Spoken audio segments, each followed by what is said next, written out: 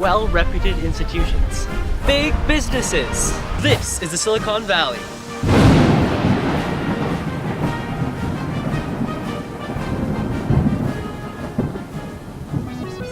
Located in Northern California, Silicon Valley is the world's most famous innovation hub. Known for its startups and for its attempt at trying to solve some of the world's largest problems, the Silicon Valley is home to many companies trying to attack the issues of energy usage and energy accessibility.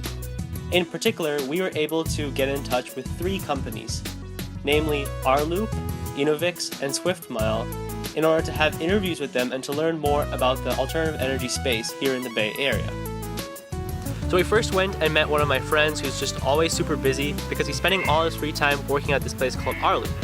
Now what rLoop is doing is participating in the Hyperloop competition set up by Elon Musk to try to create a pod that will travel between 200 and 300 miles per hour, thus creating a new form of transportation. All right. So I guess first tell us a little bit about yourself, like what your name is, what you do at rLoop, and why you got started at rLoop. All right, so my name is Kevin Vietley, and at rLoop, I'm a general engineer, so I help with all the mechanical and building the pod aspects, and I'm pretty much like an assistant here. I also do social media and public relations work with the ops team, and I do a lot of documentation. So what got you like involved in rLoop? Like what was the inciting moment that made you want to like? Yeah, so one day I was on Facebook and I saw my friend Akshay. He posted a video and another Facebook post about the University of Washington Hyperloop team. And I was like, wow, I wish my school had that. I go to UC Santa Cruz and we're not that active in engineering projects. And I was like, oh wow, I really wish I could be a part of that. And I went onto the competition website to see what other universities were participating. And I was like, maybe I could possibly, work under another university team. But luckily I found rLoop, and rLoop is a Reddit-based team that's crowdsourced across the whole country. We have probably over like 150 to 300 members worldwide. And yeah, the good thing about rLoop is it allows anyone to join and contribute and participate, no matter where you are. So earlier this year, you guys were at the famed Hyperloop competition, competing against the likes of MIT, Delft University, and many other large institutions to try to sway Elon Musk to saying that your pod is the best. How did you guys do in the competition? So at the competition, we, I think it was the top 3 spot, we won the Best Innovation Award during the competition, even though we didn't get to run our pod. And I think it was Delft and MIT, or Delft, no, I think it was Delft and another European university that won the competition, and they actually got to use their pod and put it into the chamber. So it was kind of funny because we're pretty much an underdog and we still won without even running our pod. But I think that was due to SpaceX engineers reviewing our systems and how we create everything from scratch. And one of the biggest differentiators is our team is crowdsourced, so we're located all around the world, and there's only approximately 10 to 30 people in the Bay Area that can work on this. While other universities, everyone's on site, everyone's within one location, so they can work on it every day. Right. And we always have to juggle the challenges of meeting and talking and communicating with members all around the world in different time zones. Yeah. So we're really spread out. The crazy thing is, most of the people here are full-time workers, and they go here straight after work, after 5 p.m. and work until 12 a.m. at night.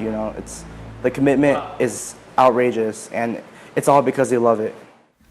We then went and visited the company called Enovix out in Fremont that is trying to manufacture batteries that are both higher in capacity and lower in cost. What your name is and what you do at Enovix. Okay, my name is Jonathan Doan. I guess my title is Director of Integration. Mostly what I do is I run the test lab where we measure the performance of the batteries we make and tie that back to how we made them, the architecture of the batteries, and figure out how to make them better. What would you say Enovix's primary role is? So we're still a startup, so we don't yet sell anything. Okay. Our market entry is going to be in either like cell phone batteries or like a Fitbit kind of a battery. So a small scale, high energy density lithium ion battery. in the short term. But yeah, hopefully long term we can grow big and our batteries will be in cars, and again, that's a substantial amount of energy.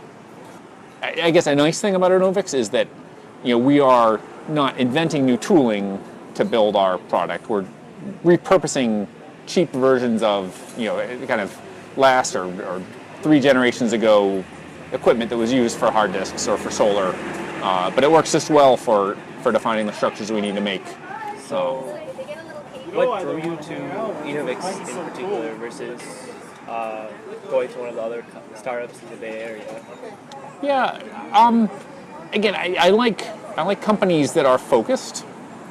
So at Enovix we make one thing, and everyone there works on this one thing, right? So that's good. And I guess if you talk to people who fund startups, they're often looking for good teams with the idea that, okay, maybe they don't have the right product or the right problem, but a good team will always morph what they're doing into something important.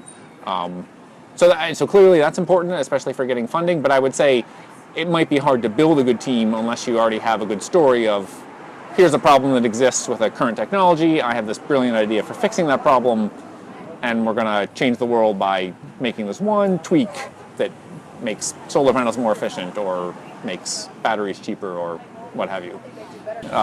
But just getting people is hard, right? Where the employment situation in Silicon Valley is pretty dynamic, but if you need to find a person who is an expert in this one particular subfield, there's someone around who's that person, and if you can't get them as an employee, you can get them as a consultant.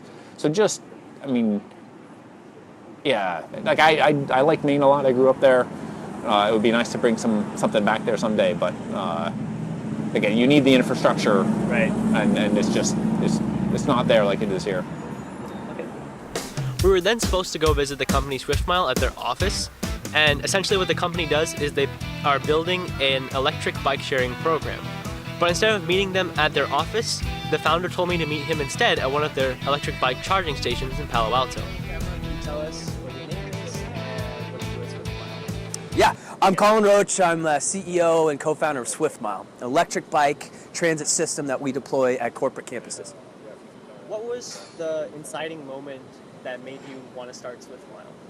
Sure, so really the main sort of aha moment came when I was in really bad, heavily congested traffic on El Camino, and I was really stressed out. I had to get somewhere in an emergency. And I'm sitting there, and what goes whizzing by me in the bike lane but a guy on an electric bike with a big fat smile on his face. And I thought to myself, wow, there's no traffic in the bike lanes. Right. These things are really cool. They're clean and green, emission-free. Why isn't there a sharing system for these things? Kind of like what Zipcar is to a car. Why isn't there an electric bike for that you could get on demand? That was where the idea came from. Tell us a little bit more about the services Swiftmile offers and some of your customers right now. Sure. Well, so for example, what we have these solar-powered charging stations that charge a bank of batteries. That's what's in this box right here. That's a 24-volt storage system. And then those charge electric bikes. And our electric bikes have a big battery on them. They have a 40-mile range. They're pedal assist up to 20 miles an hour. And the way corporations, the employees use these at corporations is we have our app. So you could be sitting in your office. You can say, I want to rent that bike. You hit what's available. It shows you what's available. You hit, okay, I want to reserve that. And so then you come down here, can hit unlock right there.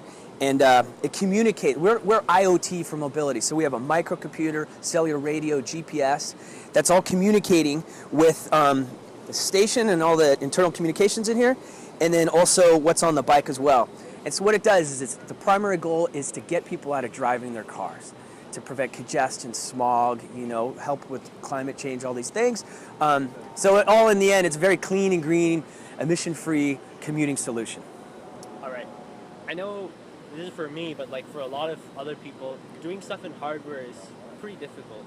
So how did you get started? Like how did you start building your bikes? And what are some tips you would give to someone who's trying to just get started in alternative energy or hardware in general? Sure. So I'm very fortunate to have a really talented team. And, really what it takes is you can PowerPoint all you want. You can do neat looking graphical images and everything. but you actually have to build something, build a prototype. As minimal viable product as possible, even if the thing hardly works at all, you have to kind of make that first step. And that's how we started. One of the bigger tech companies here, we went in and we were bringing plywood and PVC as a mock-up. And the guy had said, they were looking for a charging station for electric bikes. He said, I've never been sold this way. Most people are coming in with, and so we had the PowerPoint scores, but we'd say, how about this? Does this look good? Maybe that. And so the constantly is like, well, maybe you could raise this, do this. And we're taking notes the whole time. And so that actually doesn't just help you, and it helps the customer certainly, but it helps you envision, oh my God, this is totally different than what it looks like on the computer. We have to change this. So you have to really get to building your hardware quick as possible. And sometimes it might even tell you not to move forward because you're like, can't be done. But so I would say the most important thing is just get started and get buy-in. And if you keep moving and you can't get buy-in, well then that's when you kind of have to look yourself in the mirror and say, maybe I need to pivot. Maybe I need to change things up a little bit. Right. Don't build a product people don't want. Oh yeah. Do your market research. Yes. So after talking with rLoop, Enovix, and Swiftmile, we got a really good understanding about what the different companies in the Bay Area are doing to try to tackle the issues of energy usage and energy accessibility. It seems that all of these companies and many more are trying to help impact transportation more than anything else. I think the reason they're doing this is because the commute times in the Bay Area are just terrible, and the amount of pollution being caused by people who are driving cars alone is skyrocketing as the years go on. So making this documentary was a very interesting experience.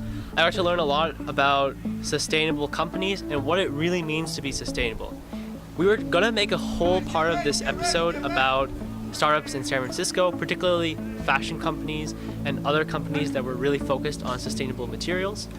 But a lot of those companies just turned out to be saying that their materials or their process was sustainable, even though the whole industry was already being sustainable and not really providing anything more. In fact, one of the companies we went and interviewed with, or wanted to interview with, they said that they were shipping their products in from South America. And because they were shipping it from South America, they're producing so many emissions. So then how are they really being sustainable? I don't really know. I think maybe their processing method was sustainable. That's pretty much it. Anyways, I do have to say this though. There are a lot of companies that are actually helping stop climate change and are helping promote energy usage and energy accessibility. And I definitely hope that we can find more of those in further episodes. Again, if you want to help make further episodes of the series, please send us an email to our email in the description box below. We are open to any proposal from anywhere with any camera device. We really want everyone to have a voice in this documentary. Thank you guys so much for watching our first episode. If you like this video, please like the video below and subscribe to our channel. See you soon.